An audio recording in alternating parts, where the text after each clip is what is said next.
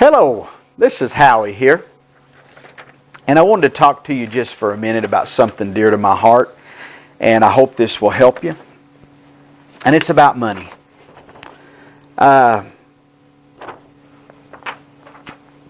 Getting your finances in order, you can drown in debt and financial hardship, and I'm trying to share this because it's like, why go and reinvent the wheel when the wheel's already there? There's no need. And I will tell you, there's countless of people way older than me that will give you this kind of advice. Many of the old timers believed we were going to go back into a Great Depression. And they knew what it was like when people lost their farms and everything they had. Some because they owed so much money and had debt. So I want to talk to you about debt and financial management. I am not no expert in this. I'm not an accountant. But I'm just going to give you my own life experience. Stay out of debt. When you're going to borrow money, pray about it, seek the Lord, and think on it a long time. Now, I'm going to give you something. People are concerned about their credit scores. Why does your banker want you to have a great credit score? Because they want to loan you more money. You are controlled by the one that you owe money to. There's people had to quit church. There's people that's had to quit their lifestyles. People that's ended up in divorces. That's ended up in death because they owed so much money. Their health failed because of money. And most usually it's because of owing money. They get so far in debt. The big, rich, multi-rich investors control the banks.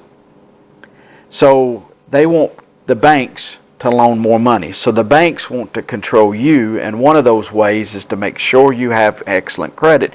Then they can loan you money, and if you're late or any kind of problems, they're going to put you a fence around you and keep you from borrowing any more money to punish you for not being in their grips. They want you in their grip, their hands. And it's all part of business. It's just a business strategy. I don't fault them.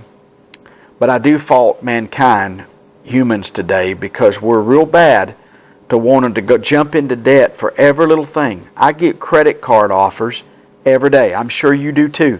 If I took out all those credit cards, I could never pay for them. I got one today for Discover that said up to $30,000 credit line. Now, if I applied, it might would have only been a dollar credit line. I don't know. But nonetheless, it says up to $30,000 and discounted like so many months, free interest. I mean, I get all kinds of offers. If I took all those, I'd never be able to afford to pay them. Let me encourage you today, get out of debt. Only go into debt when it's absolutely necessary. Even churches, a lot of churches go into debt. You should not go in debt as your church. If you absolutely have to, that's one thing. But most usually there's enough money and enough people that if you manage your finances, you don't have to go into debt. Now, every once in a while, there's exceptions to that. Sometimes we go into debt because emergencies happen. First thing I want to encourage you to do is to put back a little nest egg. There's a guy named Dave Ramsey. Get his books. Before I ever heard of Dave Ramsey, the Lord had dealt with me to get out of debt, and I was trying. It seemed like a tough goal, but I was trying. Then I went to a business conference in Nashville, Tennessee, and did not know Dave Ramsey was going to be there at all, but as part of a special gift to the businessmen who attended there, they said, we have got a special guest we've paid to come, and it's Dave Ramsey. And ended up, Dave Ramsey himself had an emergency come up. He was sick or something, could not come, and he sent one of his people over. And this man come, he gave a great presentation, I think just as good as his boss, Dave Ramsey, could give. And they also gave us a free book. I think it was called the Money Makeover book. And would have been nice to had him autograph the book if he'd have been there. I think I got the guy that was doing the presentation to autograph my book. But anyway, he went through this and showed some videos of Dave Ramsey, and the guy gave his spiel, and it was lasted like an hour. Now, if you take his course, it's much more than an hour. Some churches put this on to help. And I know there's others that's probably just as good as Dave Ramsey. It's just a miracle I kind of come across this Dave Ramsey. But the very things that he was teaching was things that I had already felt the Lord lay up on my heart. Now, I couldn't say in exact detail everything in that I could have wrote a book out like Dave Ramsey have. Not meaning that at all, but I felt the Lord lay up on my heart to manage my finances different than I had been. So one thing is you have to cut up the credit cards, you have to quit the debt, you have to get your bills caught up and paid. He gives principles and ideas how to do that. And it takes a while to do it. If you're going to pay off your debts and get out of debt, it takes a while to do all of that stuff. So it took us a long time to get out of debt. The only thing that I own now that was part of that pile was I had a student loan.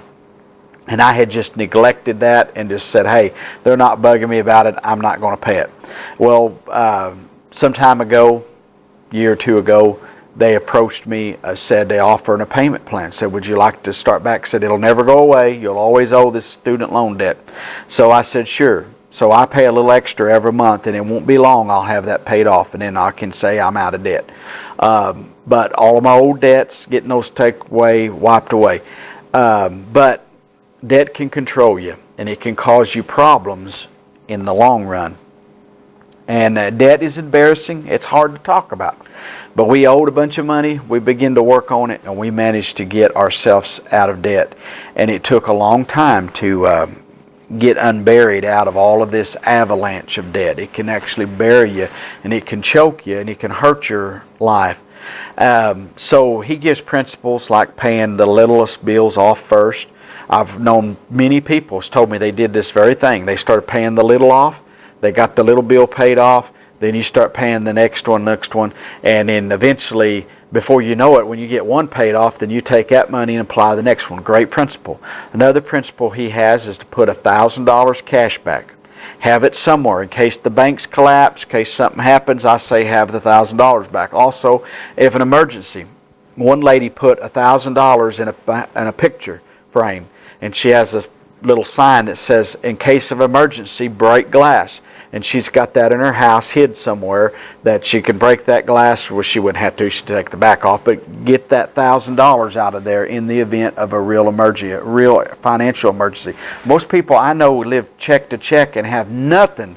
If an emergency happened up and they need $1,000, usually do a lot of stuff for you.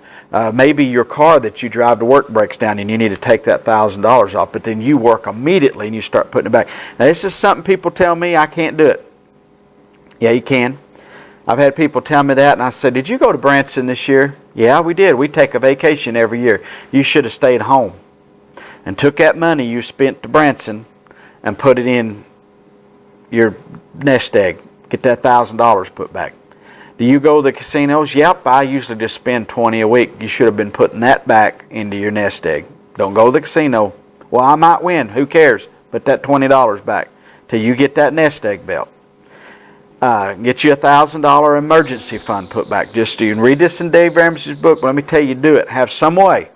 You can hide it somewhere, dig a hole in the ground, wherever, but have you an emergency fund that you can put in the bank if you want to. Dave Ramsey doesn't recommend that, but you can have a little $1,000 emergency. He said sometimes that's good, bank account, because you can't just get it out. Don't hook it into your debit card, nothing. Fix it where you got to go down and get it out. And not for everything. Your kid needs a new pair of shoes for basketball. You don't go take out of that. That's not an emergency. Your kid's just going to have to wait till you get the money to buy new shoes. You pay your bills if you have any left. Most people, what they do is they get their check and they just go to Walmart and everyone spend, and then they try to pay the bills. Well, then they can't pay the electric bill, can't pay the water bill, can't pay the house payment, can't pay the car payment. Something's got to give, and they get in a mess. And let me tell you, when you get your bills, a principle that I practice is pay your bills when you get them. When you go down to the mailbox and your water bill's in there, get that water bill out and pay it right then.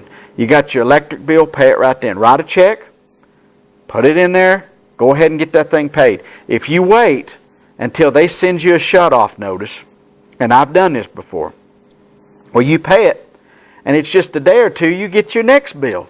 So now it's already due. Well, this is one thing that's kind of neat, is if you pay them on time as soon as you get it. You get the electric bill, and mine's kind of staggered. I'll get the electric bill like around the 20th, the water bill around the 1st, and 5th or so I'll get my phone bill, and I pay those kind of staggered, but I pay them just immediately, but they're staggered out there a little bit. But if I do run into a bind, I've got a whole nearly 30 days to pay the electric bill and 30 on the phone. The water, I think by the 10th they'll cut you off here where we live at. But you've got a little time to play with without paying penalties. Some people pay all them penalties, and it's more than you would make in the bank. And anyway, after you get that done, and most say they can't, but I can look right at your finances. If you come to me and talk to me, we could sit down with paper, and I can do this in a business too. If you're in business, and you won't like what I got to say, but if you're a farmer, and you ain't making it financially, I can show you, I guarantee you, everybody, I can show you where you're blowing money unnecessarily. Does it hurt to cut? It sure does. You got to cut them finances, and when you do, it's painful, but the end result, you'll feel so much better. So, yes, it's tough, but people say, I don't, and while you're talking to them, I could never build up $1,000. And in the same conversation, they'll say, oh, you know what? My husband bought me a new That'd have went a long way on your $1,000 fund, getting it started. And another thing is, start putting a long-term nest egg. Get you like a month's worth of living money put back in the bank. And then 2 months and 3 months. And if you can, build up to a year. In this way, if you get sick, I had to have open heart surgery, and because I had followed these principles and had a little bit put back, I was able to take off work and make it and never missed a bill. Now, there were people give me money too, and I sure appreciate that. But I didn't miss food, didn't miss a bill. But we also went into emergency mode. For sure enough, this is what you got to do when you're in debt and you're up to your eyeballs in debt. You got to go into emergency mode. Cut the direct TV, the dish, whatever. You don't spend for extras. One time we had financial difficulties, we cut our trash service out. Where we lived at, you could burn in barrels. We started burning our trash. Some of it I could take to work, and they let me put it in the church, or in the work, not church, in the work dumpster. The church would have probably wanted me to put it in their dumpster, but I took it to work. Then also, we cut off our direct TV because we couldn't afford it. Other expenses, we cut the budget, quit going out to eat, and we got our finances back into order. Well, when I had open heart surgery, I went into tightwad mode. Even though we had money, I wasn't quite sure how long after open heart surgery I'd be able to go back to work. So I had to miss a month. But they recommended me to take much longer. And I could have if I'd wanted to, but I wanted to go back to work. And I worked lightly and wasn't able to do what I normally could do. But eventually I worked myself into it. But anyway, because we were prepared. Some are against preparing, and they say, but I believe the Lord gives us wisdom and stuff to be somewhat prepared. In fact, someone that'll tell you don't prepare as a Christian, ask them, do they have insurance? They're prepared. That not preparing and saying, oh, you're putting on a spirit of fear is just a bunch of baloney. Do you have to go out and go crazy like they had a show on called Doomsday Preppers and all that? No, but this is common sense, godly things that God would have you do. You read God's Word. You don't want to be in debt. The Bible warns us about being in debt. So if you'll work your finances, sometimes I'll tell you something that I did, a place that I worked for. I'm self-employed now, but they had a retirement program. You could put 5% of your income into this, and they would match that 5%. You could put up 21%, but they would match the 5%. So I started off immediately doing that. You won't miss 5%. When you get started, they just take it out of your check, no big deal. They matched it, so that was free money. Like a 5% raise, you could say. Your workplace may have something similar. Start doing it. There were people that I worked with that never did any of that, didn't ever take notice of that, and they said they're just going to live off Social Security. Well, you'll have trouble I believe. Ask folks that's on Social Security. It is no big money thing. But anyway, you get your money, and you tell them that. Well, when you get raises, instead of taking that raise, increase your withholding amount. At my work, you could take out up to 21% of your check. Eventually, I got up to that 21%. Well, later, when I decided to start my own business, I was able to take out that. Now, they penalize you if it's pre-tax money. There's like a 10% penalty or some kind of percentage that the IRS will take if you withdraw that sooner than you should. I don't recommend doing that. Keep your money in there. But if you've got a sound investment, something that'll make you money back and you need it, maybe you're better off. And I had a CPA tell me that I'd be better off to use my own money to start my business than to borrow money and stay out of debt if I could. So I had used that money to do that very thing, and now I can see it paid off a lot better. He said, you'd get a loan for like 4 or 5%, a business loan. But if you pay it out over the years, that's 4 or 5% a year versus paying a one-time 10% to the IRS. He said you'd be better just to pay that. So that's what I did. It was no big. You don't recommend that for everybody. You sure want to take thought and prayer. I hear people cashing out their retirement thing, benefits for other things and paying that penalty, and I would not recommend do that. But anyway, put your money back, save. If you aren't where your work does that, start putting $25 a week. You can afford $25 a week. People say they can't. Yes, you can too. That's baloney saying you can't afford it. You can put $25 a week back. You cut something. Maybe it's spending on your children. Maybe instead of buying your kids a Happy Meal every day at McDonald's, you cut that out. You can do it. Put your money back. Instead of going to Walmart and having to buy a bottle of cologne, or if you're a man, having to buy a new rod and reel every week or new bullets for your gun, cut back a little bit until you got to where you're putting that $100 a month back. End of the year, you got $1,200 put back. Wow, you got your nest egg put back. Start the next year and put $1,200, and if you're putting that money in the bank or doing something with it that's drawing you interest, and then before long, wow, you got a big nest egg put back. But do what you can and start out small, baby steps, and you'll find that it'll work. These principles will work. But it's very dear to my heart, this financial thing. I know a lot of people that's in business, and you're in debt, and you're upside down in debt. And let me tell you what happens when you're running a business. You get focused so much on getting the work done and getting new customers that you will let the financial part slide. That's a bad mistake. Get some outside help. If you have to, get somebody. There are people that will cost money. A lot of them will charge you for this, but there are people that will come in and analyze your business. Have you ever watched this show that was out for a while about restaurants, and this guy would come in and restore the restaurants, and sometimes they were going out. They were going downhill. They owed so much money, it was so bad, and he would turn the restaurant around when they would listen to his principles and what he would teach them. Sometimes it was said they had sorry help. Fire your help. There's new people wanting jobs. Look from the outside perspective. Have someone come in and do business at your business and have them look around and see what they think and have them tell you. Now let me tell you, the truth's going to hurt. So if you have a dear friend do this,